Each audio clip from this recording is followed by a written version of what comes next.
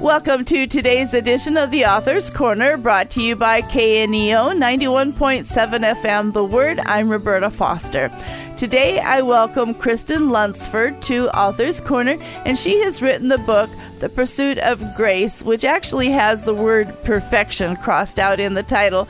It's published by Charis Publishing, and we'll tell you more about how to find the book at the end of the program. Let me tell you a little bit about Kristen. She graduated with a degree in early childhood education at Harding University. She's a blogger, speechwriter, teacher, author, and mom of four. She has a passion for ministering to those who feel they don't belong or who feel broken. So, Kristen, welcome to Author's Corner. Thank you. Thanks for having me. Well, you have quite a testimony in that you found out that your husband had an affair, and yet you are still married to this same man. Is that correct? Yes, for 17 years in July. Wonderful. I love to hear that story because it sadly doesn't go in that direction very often. Why don't you share with us what you learned about yourself when you learned of your husband's affair, and how God's grace has made it possible for you to restore your marriage and embellish on it?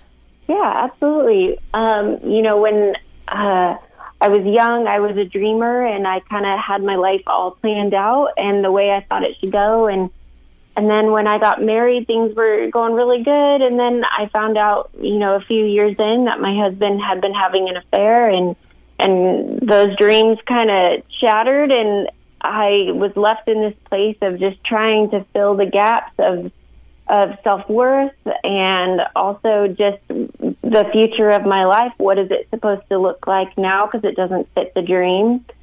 And I struggled to just seek fulfillment in things and people. I struggled with an eating disorder for several years, just trying to fill the void and seek value and control. And I just became a perfectionist through it all, seeking perfection through my relationships, through my children, even through my own lifestyle, just the way that I was living day to day. I'm just trying to gain that sense of control back.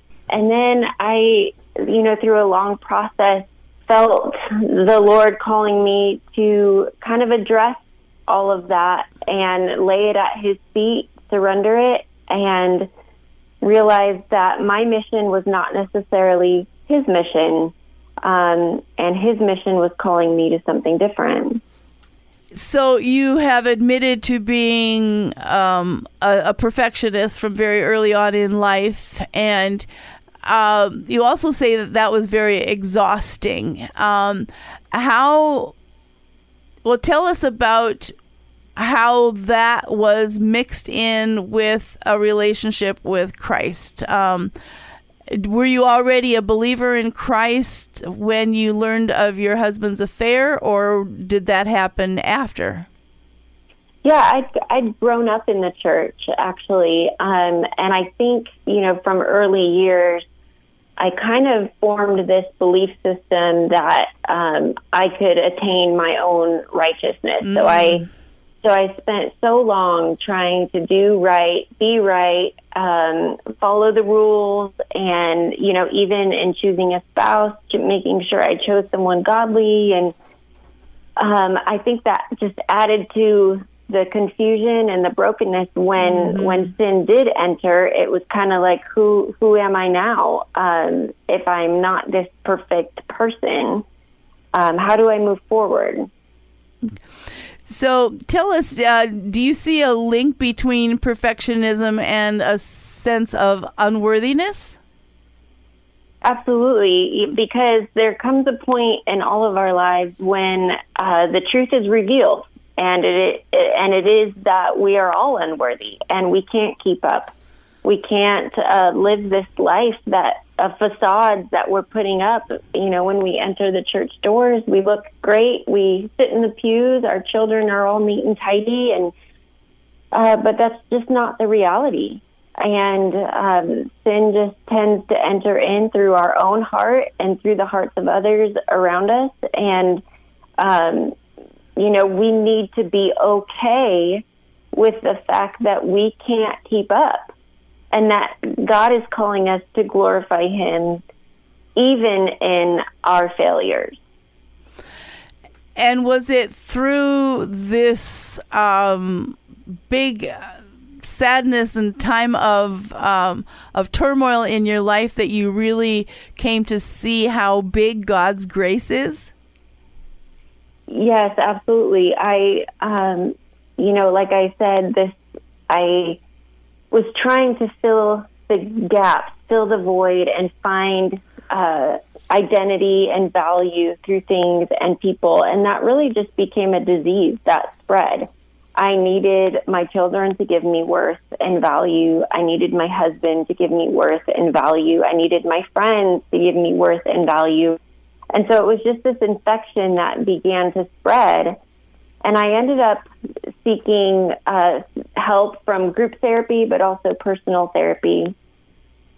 And they just kind of called me to surrender my need for value in other people and just rewrite the way that God sees me. Take away the perfectionism and the idea that I can earn His love and His grace, and just kind of lay at His feet that I'm an imperfect person and that I'm struggling, I'm hurting, and just kind of let Him fill the void and show Him what He thinks of me. And man, that was just a life-changing moment for me. Wow.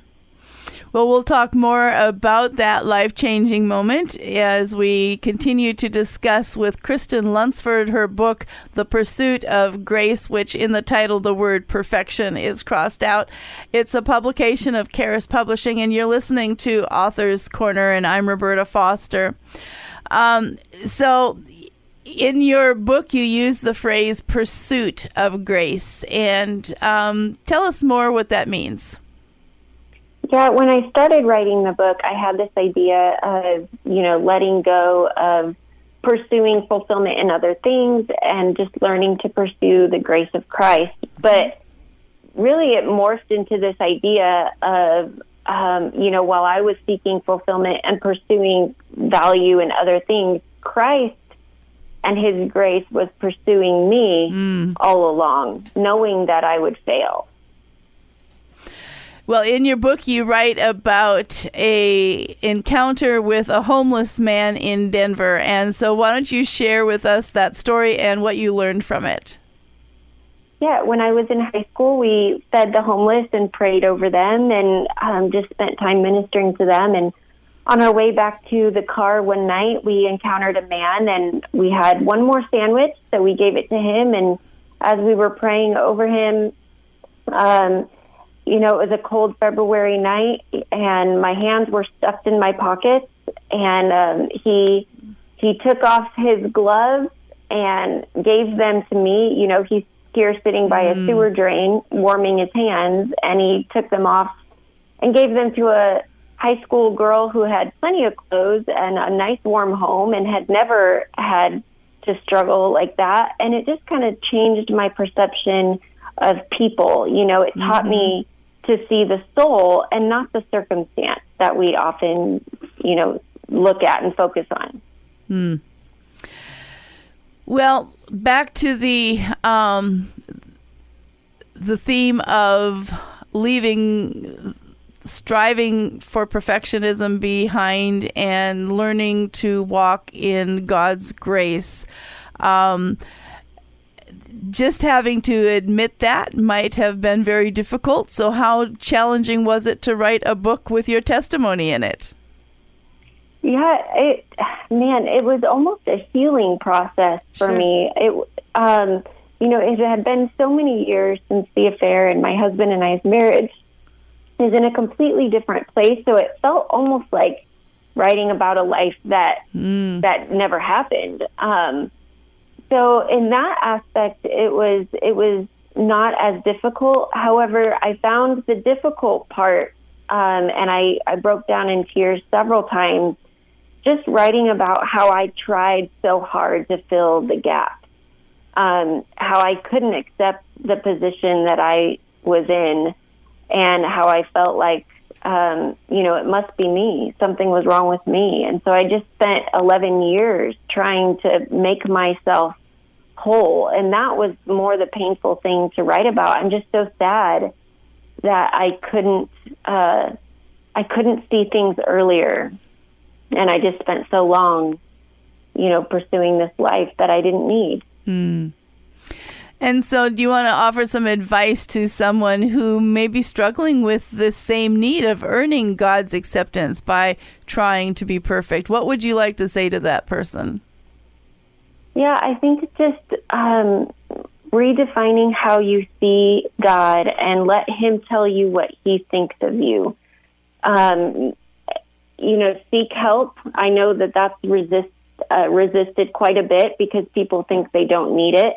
Or it's also difficult to experience something that calls you to change, and we like the uncomfortable, even if it's painful, because it feels safe for us. So I encourage people to seek help outside of their situation, and also just let the Lord speak to you through His Word and tell you what He thinks of you.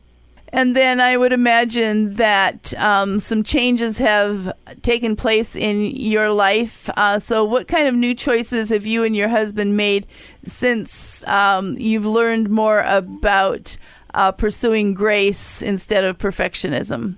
Yeah, so we moved to Arizona and kind of started over a new life. My husband sought help and I sought help, and we kind of sought help individually and then together as a couple.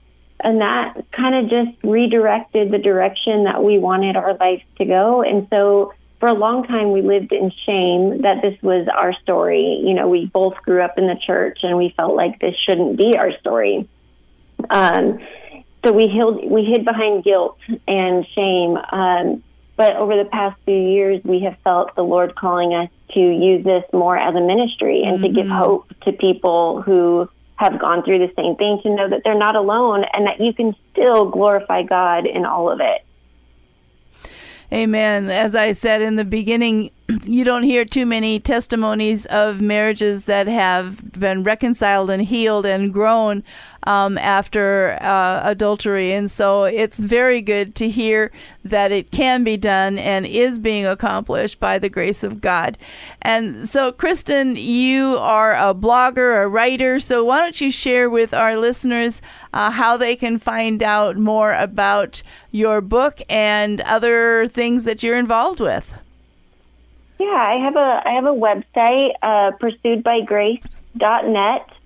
I also am active on Instagram with at pursuedbygrace. And you can contact me through my website. You can contact me through Instagram.